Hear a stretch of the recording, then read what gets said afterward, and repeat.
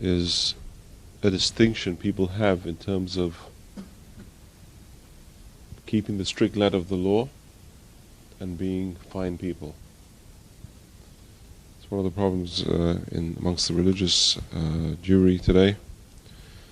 On the one hand, a person can keep the letter of the law but be very unpleasant to other people. On the other hand, it works both ways. A person can be very pleasant to other people and not keep the strict letter of the law. So a person's got to find a balance in life by instilling good character traits. The key is good character traits. How does a person instill good character traits? And really, that's a primary goal, mentioned many times, of the Torah, is to make a person a fine human being. The main goal is to make a person a mensch, a person who's a fine human being, an individual who is free of moral depravity, an individual who is full of goodness, a person whose life is governed by faith and trust in God.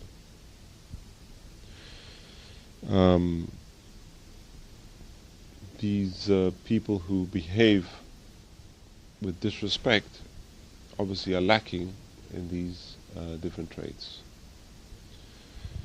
So let's talk about a duality. There's a duality in our relationships. One is a relationship with God and one is a relationship with man. Those are called the twins, twin pillars on which Judaism stands. We discussed it this morning. We said it's symbolized by the doorpost. We find there's 3 laws in Judaism which discuss doorposts.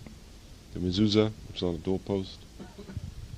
Then the slave, a Jew could only sell himself for a maximum of 6 years. The 7th year he had to go free. Some people did not want to go free. They liked, it was a comfortable lifestyle. They didn't want to. They didn't want to be independent. Independence entailed some responsibility. The slave's ear was pierced. You don't want to go free? Your ear will be pierced. It's just like you would have to wear an earring. That's why you have so many people today, men wearing earrings. In Jewish law, only a slave would have to do that. They're showing their slavery to their passions by wearing earrings. Okay. The third commandment of a doorpost was in Egypt. They had to sprinkle the blood on the doorposts. So doorposts represent, one doorpost, the right doorpost, represents man and God relationship. That's why we put the mezuzah there, which symbolizes reminding oneself of God. The left doorpost is interesting. The laws of Hanukkah, it tells us in Israel they put the Hanukkah outside the left doorpost.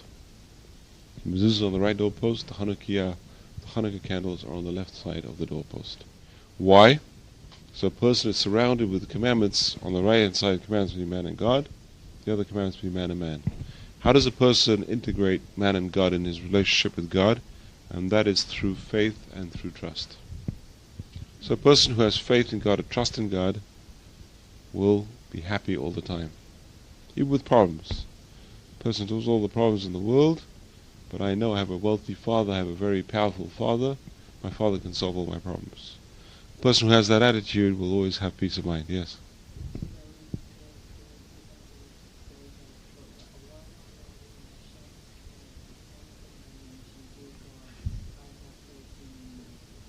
Okay. So that's a very important idea, is to have faith and trust that whatever happens, we have a person, we have a being who can help us in all our difficulties. It's a very important concept, and that gives the person peace of mind. God is in control. In the worst times of our history, we know there's a God. And we know God is going to rectify the situation. We have that faith. That faith has kept Jews going for thousands of years. Really, that simple faith. So we have these 2 areas of our lives which you have to work on, is the relationship between God and the relationship between man. The person who has a good relationship with God is going to be a nice personality. Why? No cares and no worries. How much pressure? Pressure brings people to act in different ways. A person comes home from work, needs to unwind. Too much pressure. Today especially, we're living in a kind of pressure cooker. The pressures of work and struggling for a living are just tremendous. And that sometimes brings out the worst in a person. But a person who has faith in God as well will bring out the best in the person. The pressures won't get to that person. I've God on my side, pressure, okay, I can relax as well. The Talmud says something interesting. It says, the wages a person is going to earn during the year are fixed from one Rosh Hashanah to the next. It's got already fixed. You're going to earn that money, you're going to earn that money. There's a story, I don't know how true the story is, about the author of the Code of Jewish Law. The author of the Code of Jewish Law writes that a person should work 3 hours a day and learn 9 hours a day. And that's what he did. He worked 3 hours a day, and he learned for 9 hours a day. So every day he picked up his salary, whatever he got about $10 a month, salary, fine. He says, you know what? Let me see if I can increase my faith in God. I'll only have to work 2 hours a day. So he increased his faith in God, 2 hours a day. And you know what? He got the same salary. In the 2 hours, he got the same amount of money. He says, you know what? Let me increase my faith a bit more. 1 hour a day. 1 hour a day, and he did the same thing. So if a person believes in God and believes in trusting God's blessing, God had this, there's a beautiful saying. It says there are many messengers to God. God has many messengers. So sometimes, a person's hungry, whatever, there's no food. You meet a friend in the street, come over to my house, I'll give you whatever. Come over, I'll invite you over. So coincidences happen, those coincidences, person who believes in God, nothing is coincidence. Person who believes in God will know there's many messages. So suddenly, through nothing, something happens. Many messages to God. Person looking for a job, they'll go in the weirdest circumstances and find a job. Everything comes together sometimes, everything fits together, but a person has to have faith to be able to see these things, and to be able to have peace of mind during the interim. It's very easy to talk when everything is going well. The question of faith starts when things are not going well. And that's the most general question. Come to the rabbi when things are not going well. Where is God? Why did God do this? Where have you been for the past 60 years when God was doing good things? I didn't ask questions then. That I took for granted. Now when God has given me bad experiences, that's when I ask questions. Where is God? So we have to have faith. So a person who has faith will give charity and be honest. It's interesting. There's one of the Psalms which Jews read 3 times a day, the Ashrei. Why? Because there's one important verse. Potech et yadecha, open your hands and satisfy all living beings. Why is that verse so important? The Talmud says, a person does not read that verse with concentration, has to go back and repeat it. Why? Because that is a critical belief in terms of faith in God. God provides us with our sustenance. A person who believes that God is going to provide our sustenance will not cheat, right? Will not trick, will not rob. Why? God is going to provide. Why do I have to cut corners? There's a beautiful story. Rabbi Yeshua ben Hanania, very famous rabbi, says only 3 people ever beat him in an argument. One of the cases was, it says he was walking down the street and he came to a corner property. He says, you know what, if I have to walk around this corner property, it's going to take me 10 minutes. I'm going to take a shortcut through. I'm going to walk through. So he walks through someone else's property. He's walking through. A little girl stops him. Rabbi, what are you doing here? This is someone else's property. You're trespassing. So you try to him and haw. He says, look, I see there's a path. The way I came, there was a path. Many people have been here as well. It's like a public highway already. He says, Rabbi, yes, they're all robbers like you. Whereas if many people are doing the same thing, maybe something doesn't mean it's right. Many people are doing it, people are doing cheating and robbing and this and that. It doesn't mean it's right. It doesn't mean it's right. So we have to have faith. The faith in God will make a person better already. Hopefully. A person won't cheat, a person won't steal, a person won't trick. Why? Because I have faith in God. If this is going to come to me, it's going to come to me anyway. A person has to have that faith. If God wants this to happen, it can happen anyway. Okay, we have to try our best. We try our best, we have to leave the rest to God. Person can try and try and try, and still nothing happens. They don't have faith in God. Sablanut, that's Sablanut. Sablanut is patience. It happened to me once in Israel. First time I went to Israel, I was in yeshiva for about 3 months. So I had to mail a letter. You got a post office over there. This one's shoving, and this one's pushing, and they're screaming, because it takes ages. I don't know if you ever waited in a bank in Israel.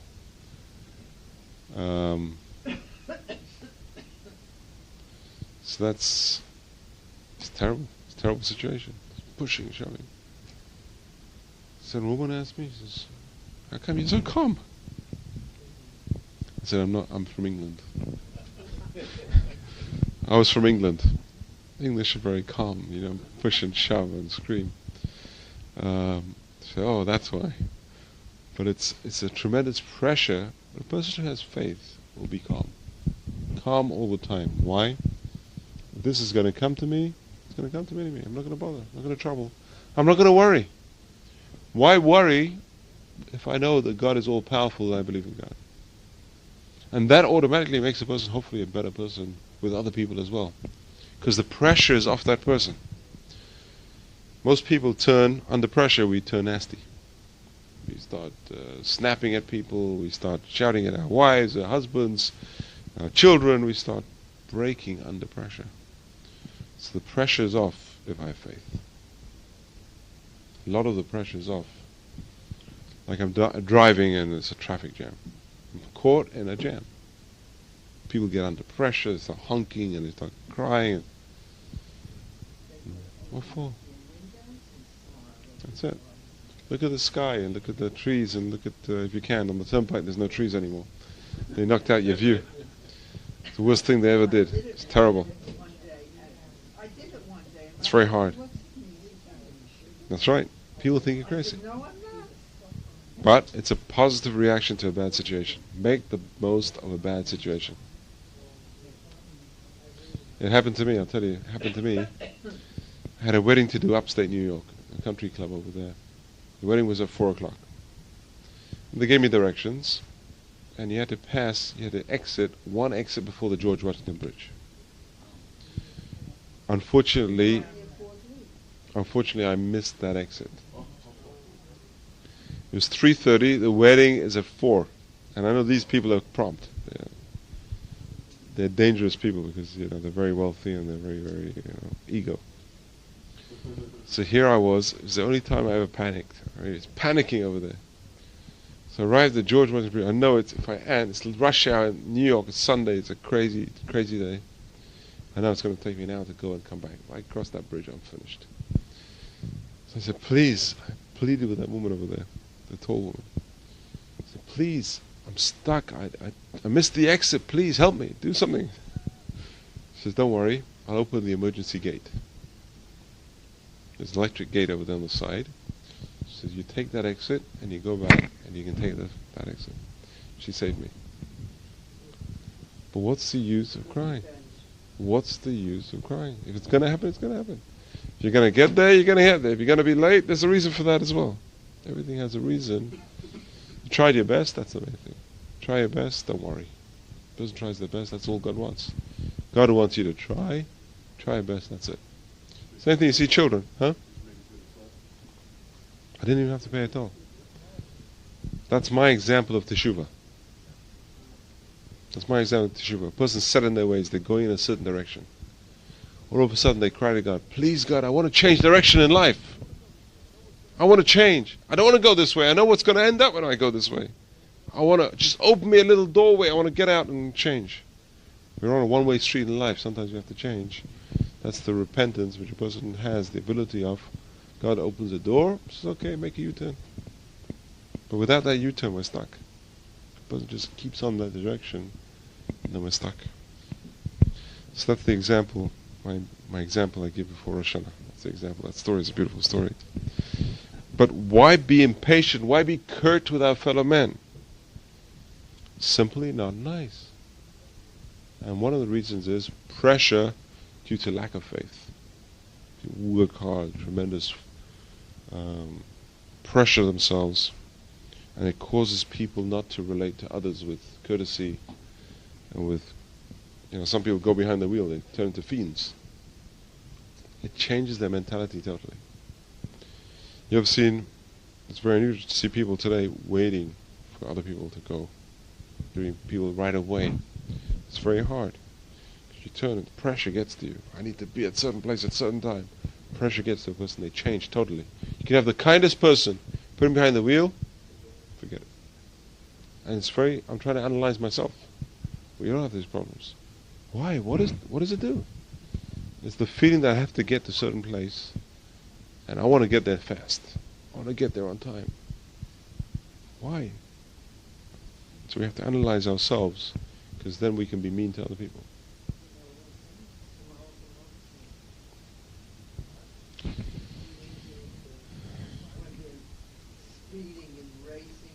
The joke, it says a person was late for a funeral. So he's speeding. So the police stop him. So where are you racing to? He said, a funeral. So if you're not careful, it's going to be your funeral. So the person's going to race. Who knows? You don't want to get involved with... person's going to be careful. The focus should be on character traits. Character traits, character traits, character traits. We have to focus on our character traits, the deep inner feelings which govern our disposition, and consequently our behavior to our fellow man. Not high-profile deeds like charity, but the small things. Is a person trusting? Is a person confident? Is a person arrogant? These are the inner traits which really define a person's character. The Mishnah spells out how do we transform a person into a good person. How do we transform a human being into a fine human being? It better be. Otherwise there's no hope for anyone. There has to be. We have to live our lives with confidence and with hope. It's one of the three things. It says, when a person is judged, what are the three things the person's asked? Three first questions. Mike? Number one. Do you have fixed times to learn? Did you conduct your business with honesty? And number three? No. Did you hope for salvation? So those are the three questions. First question, obviously there's other questions as well afterwards. It's going to take a long time. A person's ever been in a court case, it's a trembling feeling. We don't know what it's like going to be in front of God. So much worse feeling. So we hear we're trembling in front of a judge who is only a human being. How much more so a high court for God itself? That person should be trembling. Let's examine those questions. What are those questions? Do you fix time for study? I was too busy. I didn't have time. What is that saying? Pressure and priorities. I didn't have time. I have other priorities in life. Not spiritual ones, other priorities. Second question, did you do business honestly? No, I was a crook. Why was I a crook? I didn't believe in God. I believe that if I crook, I can get more than what's coming to me. And thirdly, did you hope for salvation? Why should I hope for salvation if I don't believe in God? All these questions relate to the quality of our lives. Not quantity, but quality. God doesn't ask us, how much Torah did you study? He says, did you fix times to study? Because that shows commitment more than anything else. That's a commitment to a certain way of life. He doesn't ask us, how much money did you make? He said, did you make money honestly? It's not how much, it's not quantity. It's quality. Was it clean money or dirty money? And thirdly, did you hope for salvation? It's quality. It's not a quantity. You can't measure hope in terms of quantity. It's quality.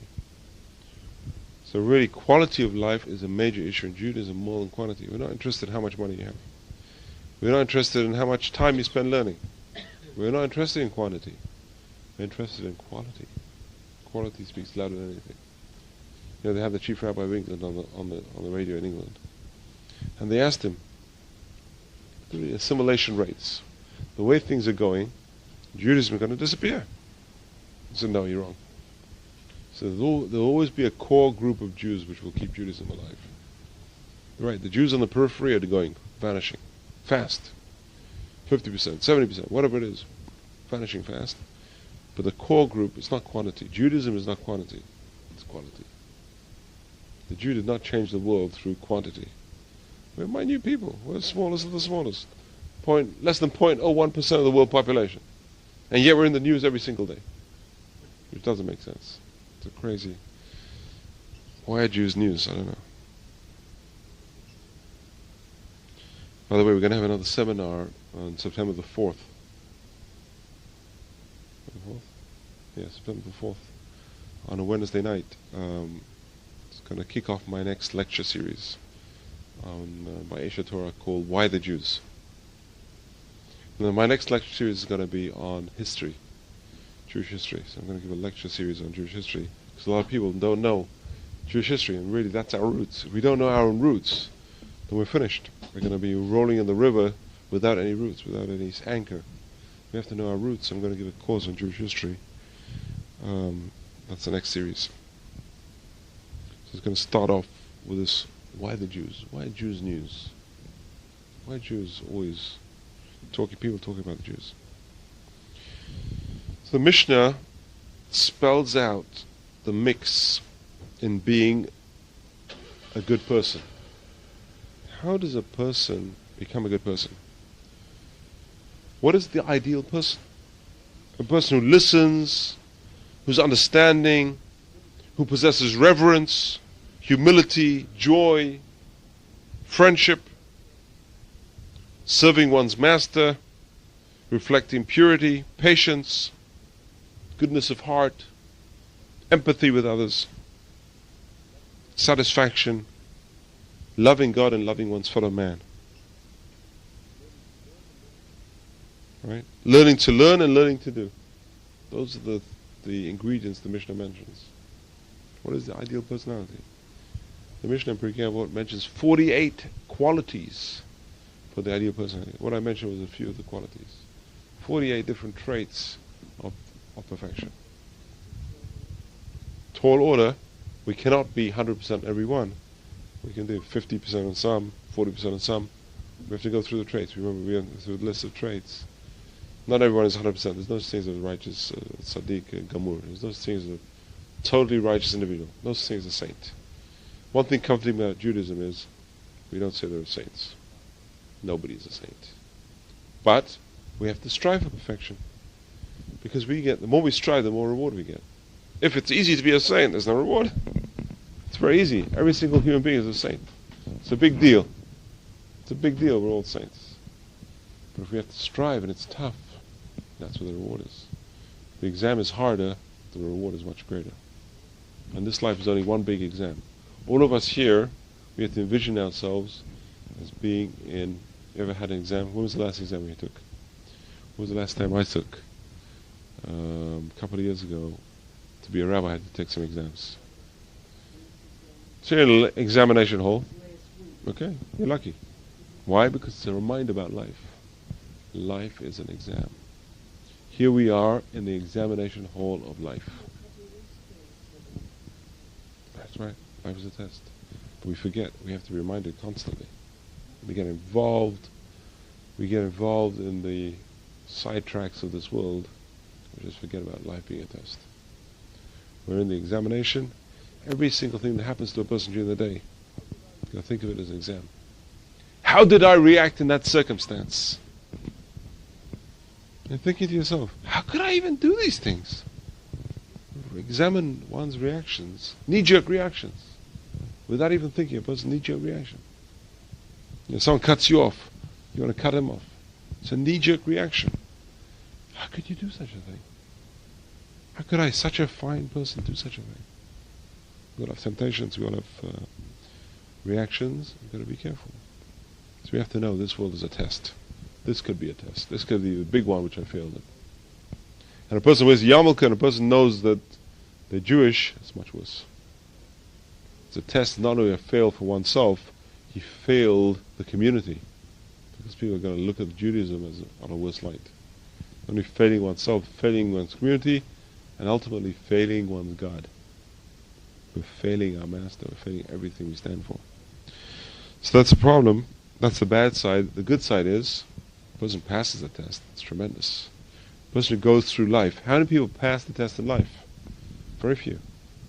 Statistics we have, it's a very tiny minority. How do we know this? There's a big debate in the Talmud between Shammai and Hillel, the house of Shammai and the house of Hillel. Is it good for a person to be born or not? What is that argument based on? They did a survey. How many people pass the test of life? If the majority of people pass the test of life, thank God for creating us. It's good to be in the world. Because the majority of statistics are, most of us are going to pass. But if the majority of people don't pass the test, well, why put us in this world in the first place? It's better we shouldn't have even created. After 70 years of discussion, the discussion was a very big philosophical discussion, is it good for us to be here or not? They came to the conclusion, ideally it's better, if we had a choice, we'd rather not be born. Because the scales are weighted against us, so many distractions and so many bad things we can get into. So many crazy things a person can do, especially today. The whole gamut. I mean, look at it. See what's on the news. It's crazy people doing crazy things. Children are being abused. It's Sunday in New York City. It's crazy, wild. The society's gone mad. Drugs and abuse and alcohol just drives people mad. People are crazy with sugar. So Beit Hillel says it's better for a person not to be born than be born. But now that we're here, make the best of it. We should make sure they do more good than bad. So now that we're here, we're in this test. Against our will, we're born. Against our will, we're going to be died. Against our will, we're going to give judgment. So make the most of it. Make the most of a bad job. We're here against our will. We have to make sure we do the best we can, make the most of this opportunity. Because it is an opportunity. It's an opportunity of bettering ourselves. Because the soul is on a certain level and that's it. The world of the souls, there is no elevation. The souls are on a certain level plateau and that's it. We come here, we can elevate ourselves spiritually. We can push ourselves higher than even the angels. We can push ourselves higher. Because the angels don't have any tests, trials and tribulations. We do have trials and tribulations, and therefore we can merit to be way above them. We can tell them, you never had a free choice to serve God. We have free choice and we still serve God. That is really the key to successful exam. Because we have the choices. The person goes through them in their minds. You know what? I had this choice and this choice. I'm going to serve God. I'm going to pick the right choice. Then I'm better than an angel. I'm better than a robot. There's no fun living when they're standing here. We'll all be robots. No fun. Now we have the choices. Now it's much more fun. As long as the person's making the good choices. So one of the primary goals of a Torah Jew is to be a mensch, a person who is a good person. So to be an individual free of moral depravity, full of goodness, life governed by trust in God, bitachon in Hebrew. Bitachon means faith. A life devoid of superstitious fear, mishugas, which are mishugas, that's what we call mishugas, craziness. People have these crazy fears. We discussed that last week in the women's class. We talked about superstition. The subtle quirks of the behavior which are wrong, which are irrational and simply not Jewish. Some people have these superstitions. Someone was telling me the other day they have a superstition about a pregnant woman going to a wedding. Syrian Jews have these superstitions. Crazy superstitions. Sephardic, very superstitious. Oh, don't worry, the Ashkenazi superstitions as well.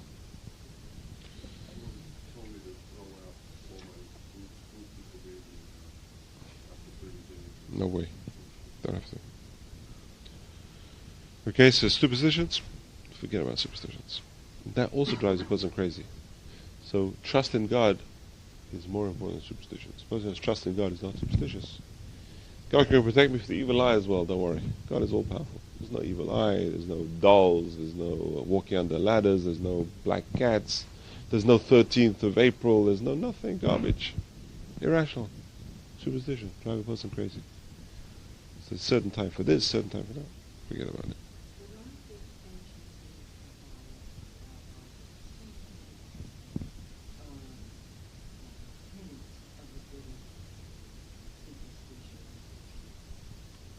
You're right. There are certain things, but they're not superstitious. There are spiritual reasons for certain things. Like putting a stone by someone's grave when you go visit. That is not a superstition. That's a rational. In other words, the soul visits the grave. It's not there all the time. Just like a person has some sort of connection to the house they lived in for many years, it's also the soul has a connection to the body they used for many years.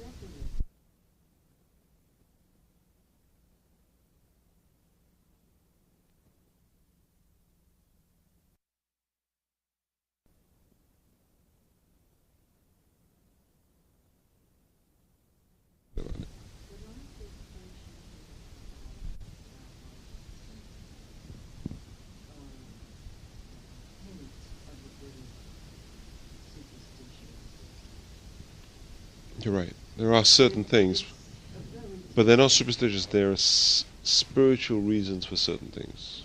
Like putting a stone by someone's grave when you go visit. That is not a superstition. That's a rational. In other words, the soul visits the grave. It's not there all the time. Just like a person has some sort of connection to the house they lived in for many years, it's also the soul has a connection to the body they used for many years.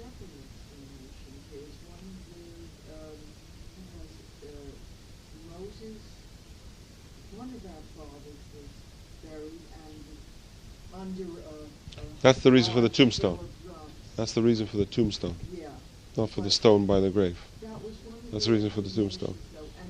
That's why Rachel, it says Jacob made a stone by the grave. God is the rock. God is, yeah, we say, at the funeral we say, Hatzur Tamim Paulo. The rock whose works are perfect. That's a good hint. That we put a rock over there to show that we accept this judgment. And they all make sense. So there's many reasons. So as long as a rational reason, it's not a superstition anymore. If I do something for no reason, just because I feel bad, I feel like pressure, whatever, that's not rational. That's irrational, that's a superstition. Something which has a rational reason is not a superstition. So the Kabbalah defines things and gives you a rational reason for it.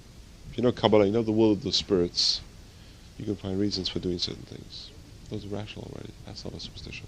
If there's no reason given, why do it? It's a superstition.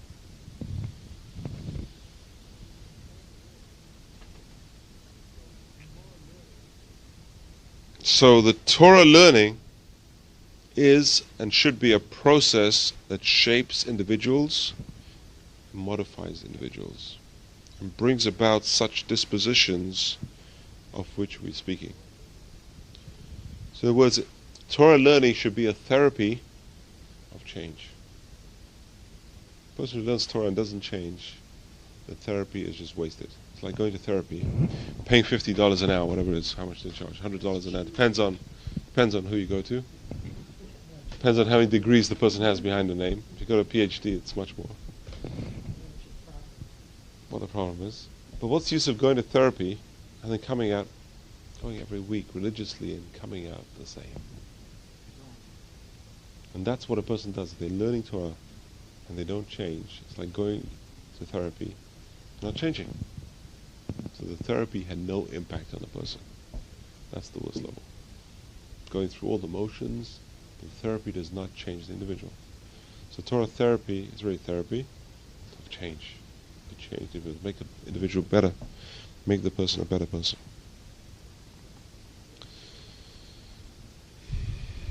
Okay. The Talmud says, a person who has read the written law, has studied the Mishnah, and has served his masters, yet is dishonest in his actions and is unpleasant to his fellow man, what does society say about him? Woe to him who has studied the Torah. Woe to his parents and woe to his masters. Behold, how despicable are his ways and how repulsive are his behavior. So is the Torah which doesn't change a person, gives the Torah a bad name. So we have to learn Torah It's a therapy of change to enable us to be better people. That's a very important idea, using the idea of Torah therapy. You know the joke. It says a man had a drinking problem. He went to the bar. In the bar he used to drink one drink. Second drink he used to throw on the floor. Third drink he drank. The fourth drink on the floor. Fifth drink he drank. Sixth drink on the floor.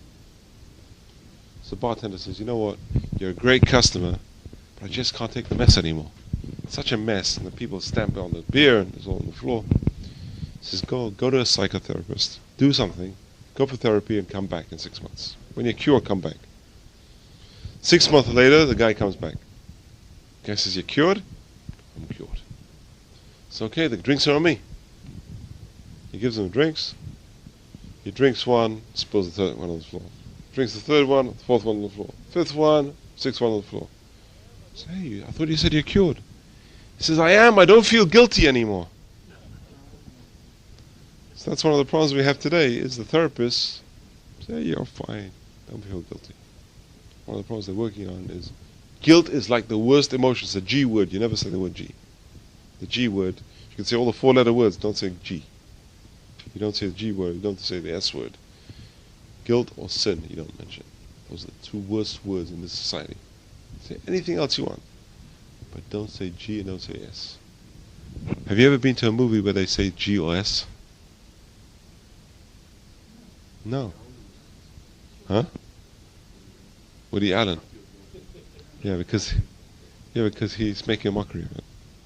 He's making a mockery of Jewish guilt. He's making a mockery of conscience. Which Judaism pushes the idea of conscience. We should have conscience. He's making a mockery of Judaism. He himself, his lifestyle is a mockery of Judaism. Total mockery. He uses all a bad name.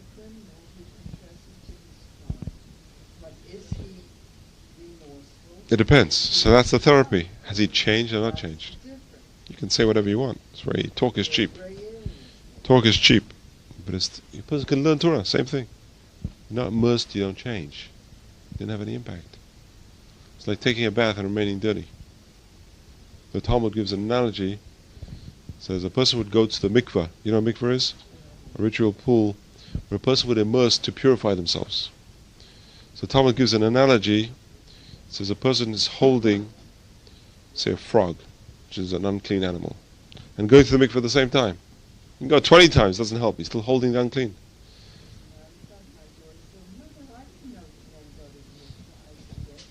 Only the Hasidim. Hasidim go every day. Some Hasidim go every day. Pardon? So that's what we say. That's what we say. Well, some of them do. Well, let me say 99% don't. I don't know about 99. Okay. I did a job in a 15-story building. Over there. Okay, what we're saying is the ideal. This is the ideal. This is what they should be doing. I'm just telling you the theory. Practice is something else. You have theory and you have practice. You can write all the laws in the books. You don't know what people are doing behind their doors. You don't know what's going on. Okay, it's very hard. So that's the problem which we're facing. That's why we have to talk about these things.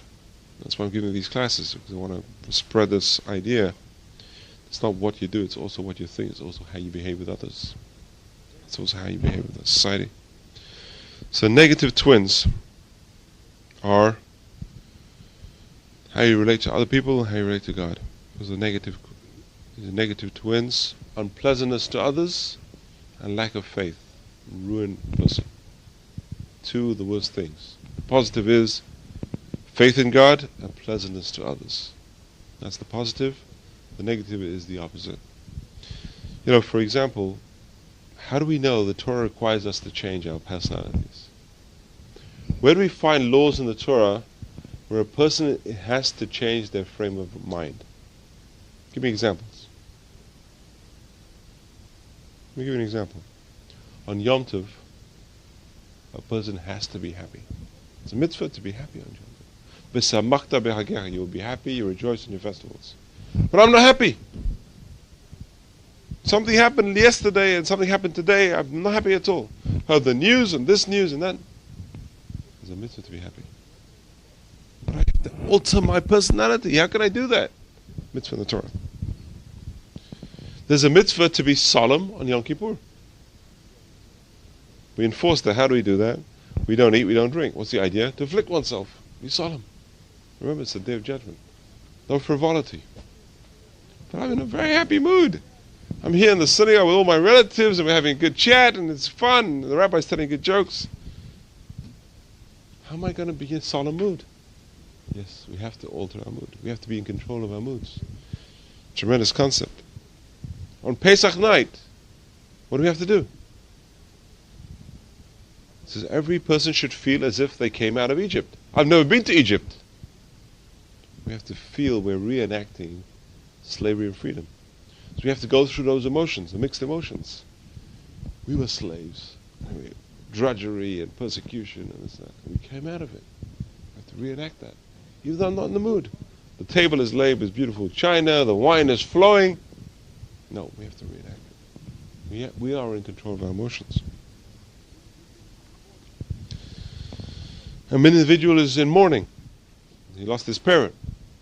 Shabbat comes along, stops mourning. Yom Tov comes along, stops mourning. Similarly, joy. The Talmud brings down stories of the rabbis in weddings. So the rabbis were dancing and singing and jumping on the roof, and they forgot their Creator. In the spirit of joy and ecstasy, they were in ecstasy. What happened? Rabbi Akiva takes a very expensive vase and smashes it on the floor. Akiva, you're crazy? He said, I want to bring you guys down to earth. Just don't get carried away. There's limits to ecstasy as well. There's also limits to happiness. So a person has to control themselves in everything.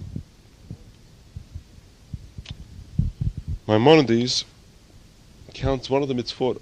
There's a mitzvah in the Torah which is very strange, very hard mitzvah. Probably the hardest mitzvah is a person in war not to be afraid. The Bible tells us, Al ta'arotz ve'al techad, kimcha Hashem ekecha, kol asher tadeh. Don't be scared and don't be afraid, because God is with you wherever you go. What it's like to be, I don't know, being in battle. You've been in battle? You've been shot at? What's it like? Scary? There's a mitzvah in the Torah not to be afraid. If a person knows God is with them, they're afraid. Psalm 23. What does King David say? Yea, though I walk through the valley of the shadow of death, I will fear no evil because you are with me. Your rod and your staff comfort me in the presence of my enemies. Continues.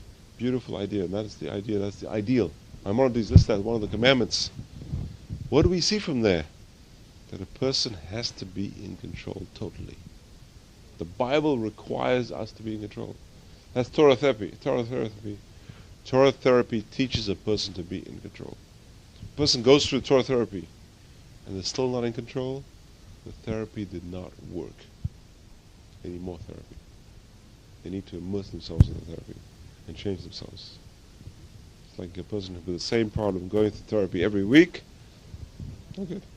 Psychologists love that, by the way, because they want you to come back and pay the fee. The person who's smart will change and won't pay the fee. Same thing with learning Torah. The person will learn and internalize the message. Don't need to learn. Learn other things now. I've internalized the message of one thing, I can move to other things. That's the problem in today's society is people don't feel good with themselves. They don't have any bitachon, they don't have any trust in God. They turn to drugs, they turn to alcohol, they turn to other things to cloak their despair. How do I get out of it? I'm depressed. What do I do? I have to use artificial means. A person with trust in God is never depressed. A person who has faith in God will never be depressed. Very easy to say, very hard to do, but we have to try our best. Yes? Yeah, definitely. Cycles. So we have to make sure that our highs are not too high and our lows are not too low. A person's got to learn how to moderate the cycles. It's very hard to do. A person's got to make sure the highs, you've got to remember, when you're high, remember the good times, and also remember, one day I'm going to be low. I'm going to store this energy for future use. My theory is this, that if you go low, as long as you don't go any lower than you've ever been before, you cope with it before, you know how to do it. Depends. Some people can never cope. Some people can never cope. They never learn how to cope. So what happens is they dig a bigger hole. Because every time the next stage is much worse, like heart attacks. First time I survived, by accident, it was a fluke I survived this depression. I don't know how to cope. I don't know how I coped. I survived it. Next time, who knows what's going to happen? They get more depressed. They get more worried about the next time. I went through this depression. I survived somehow, but next time I can't survive. I don't have the strength. The person who has faith in God will have the strength. It's very hard to say. Very hard to do. Maybe we never know. We never know what it's like. But it's a good feeling, you know. Remember when it's back as kids. I remember when I was a kid. The drawer in the synagogue was sitting next to my father and feeling his warmth. Security of holding one's parents' hands. How long ago was that? A while back. Security of holding one's spouse's hand. It's a security over there. We feel good holding and touching and holding and feeling security. Now, can you imagine a person holding God's hand? And that's really what we should try and think about, of holding God's hand. That's what King David was on the level. And nobody had worse problems than King David. Nobody had more problems than King David. If you read the book of Psalms, crying, depression, and problems, and they want to kill me, and he had so many enemies, they all wanted to kill him. Always running away, and in his youth his brothers hated him. When he grew up, King Saul wanted to kill him. The Philistines were his big enemies, they wanted to destroy him. His son turned against him. Who's going to turn to? This guy would have gone crazy if he didn't have God in his life. King David would have gone mad if he didn't have God in his life. You look at the Psalms, he was going crazy already. Look through the book of Psalms, see how many trying and tribulations.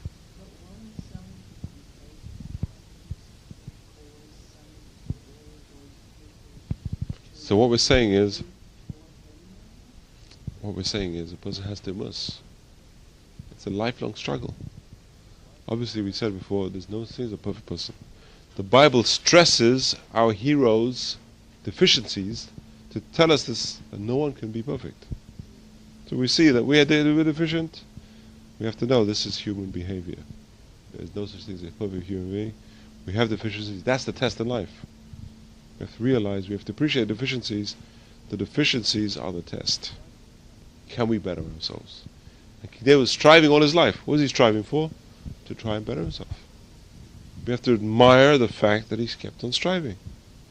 And that's what we have to try and do. Keep on striving, keep on striving, keep on striving.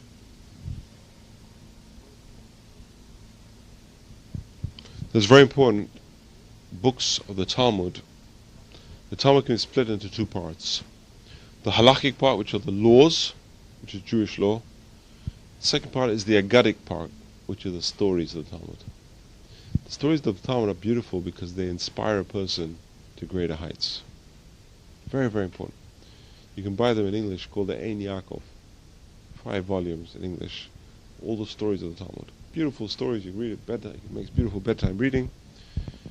Some of these stories you cannot take literally, they're just parables. They're deep and they do improve a person's character. How do we improve our character? By finding role models. Role models. Yes. There are many books which are like that. Right. There are many good books. But I like stories of, great people. Very inspiring. Read by great people. Read biographies of great people, how they achieved what they achieved. Tremendously inspiring. So we have many great people. We have books, stories from our rabbis. We have historical works on different individuals. We have books on biblical personalities. We have books of role models. A person's got to fill their heads with role models. How would so-and-so have acted in the situation? How would my father have acted in this situation? How would my mother have acted? Hopefully there's a good role models. The problem today is people do not have good role models. Who are the heroes of society today? OJ? The baseball players? The movie stars? Doing the worst things on stage, in public. Who are the heroes of today? Who are our role models? Who are our children's role models? Big problems. That's the major problem in society. That's one of the problems, is we don't have good role models. What? No. Look at England. Let me give you an example. The royal family. We never had these things going on. At least for the last 80 years, till Edward VII, I think it was